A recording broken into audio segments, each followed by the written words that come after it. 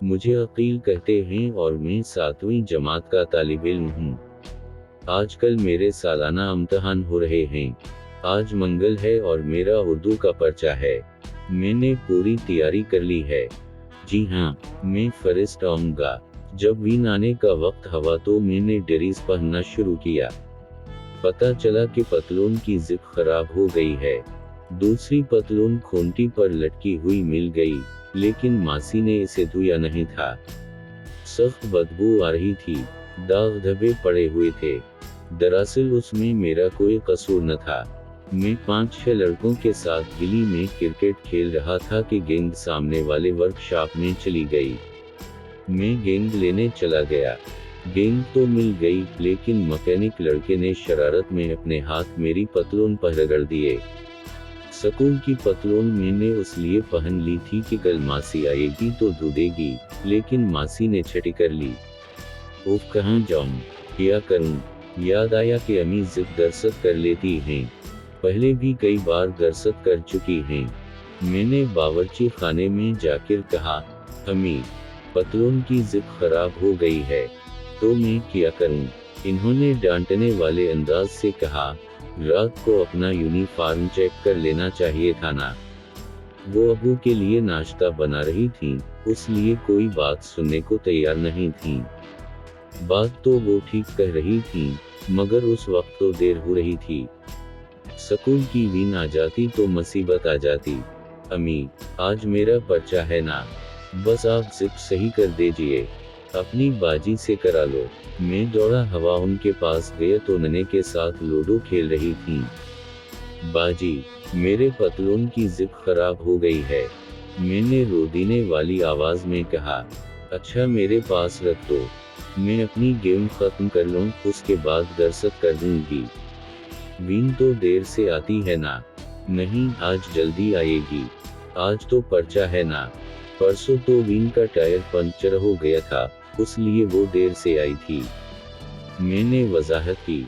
अच्छा ठीक कह देती हूँ बाबा, तुम जाकर सुई धागे का डब्बा ले आओ। मैं दौड़ता हुआ दूसरे कमरे में गया और सिलाई मशीन की दराज से डब्बा निकाल कर ले आया। बाजी ने डब्बे से ब्लेंड निकाल कर सिलाई काट दी और जिप निकाल दी। जिप रवां हो गई।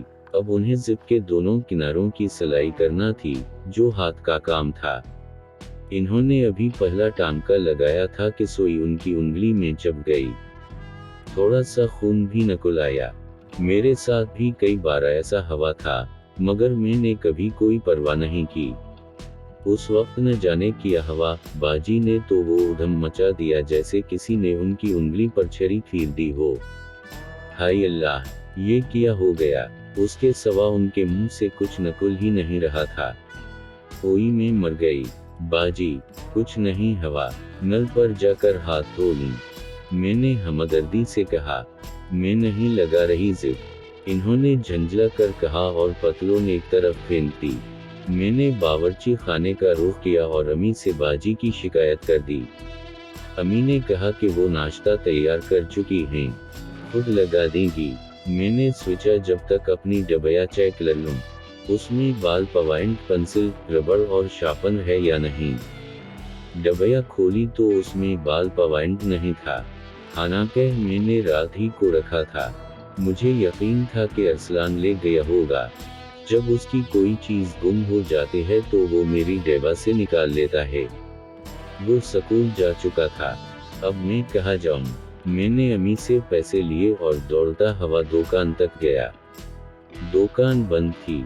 फिर घर की तरफ दौड़ा, एक और बच्चे से टिकरा गया जो स्टील की छोटी बाल्टी में दूध लेकर आ रहा था। धक्का लगने से दूध गिर पड़ा और सड़क सफेद हो गई। वो मरने मारने पर तौल गया। मैंने 2-3 बार मुआफी मांगी तो कहीं जाकर जान छूटी। अब दौड़ने के बजाय इत्मीनान से चलने लगा।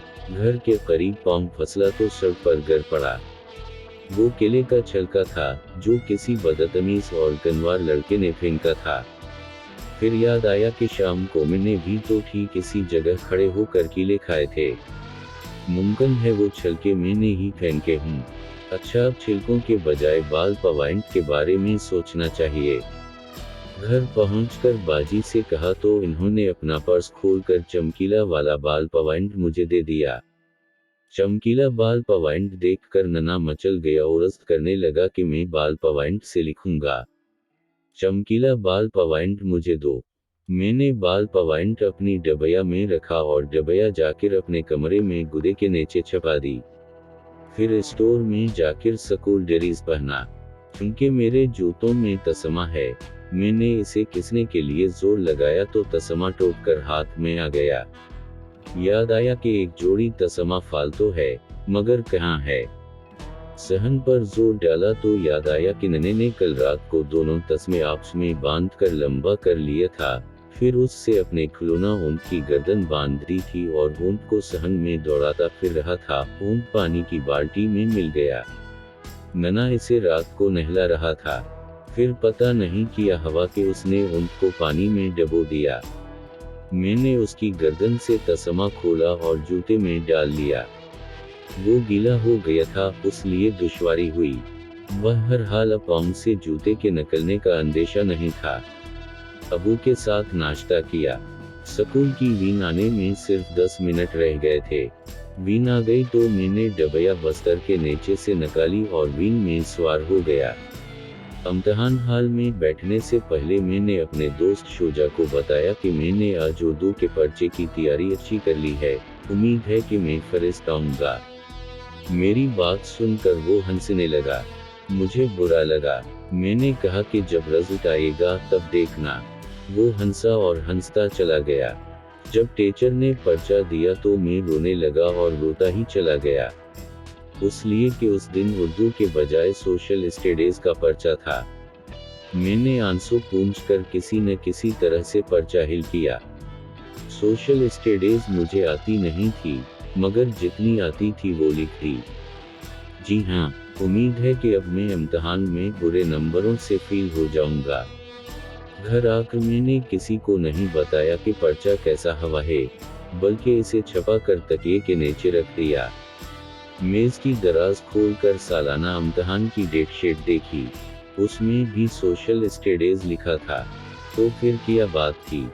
चश्मा ही इम्तिहान की डेट शीट मैंने बहुत संभाल कर मेज की इसी दराज में रखी हुई थी, क्योंकि मैं उस इम्तिहान में फर्स्ट आया था।